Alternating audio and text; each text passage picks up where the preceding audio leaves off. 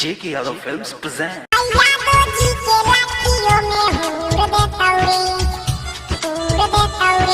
JK Yadav Films.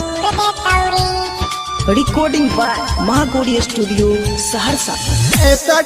माजा भरपूर देतौरे एहो माजा भरपूर देतौरे हैया दो जी के लाठियों में हूर देतौरे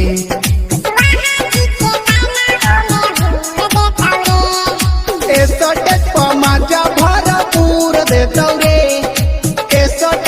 माजा भरपूर देतौरे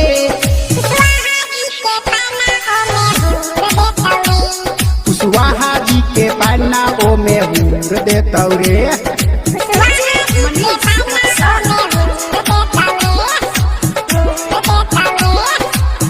JK Yadav Films. Recording by Mahagauri studio Saharsa.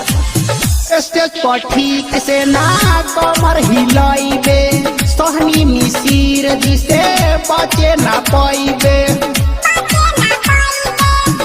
Stage पर ठीक से ना कमर हिलाइबे सोहनी मिसिर जी से बचे ना पाइबे खाए ना दे हम पूछी तोहरा के भाव क दे हम ओही जगहिए पधाओ क दे हम ओही जगहिए पधाओ हैया दो जी के लाठियों में हूर देतौरे कुशवाहा जी के पैना ओ में हूर देतौरे हैया दो जी के लाठियों में हूर देतौरे कुशवाहा जी के पैना ओ में हूर देतौरे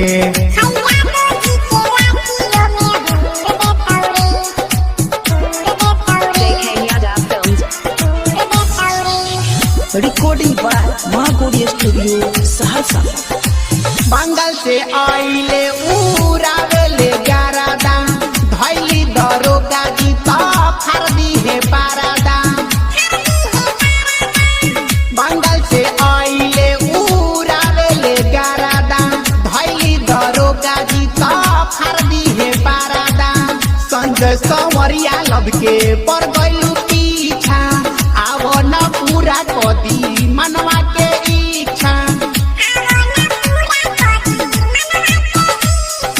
छैल छबीला माजाई भरपूर देतौरे छैल छबीला माजाई भरपूर देतौरे यादव जी के लाठियों में हूर देतौरे कुशवाहा जी के पैना धके हूर देतौरे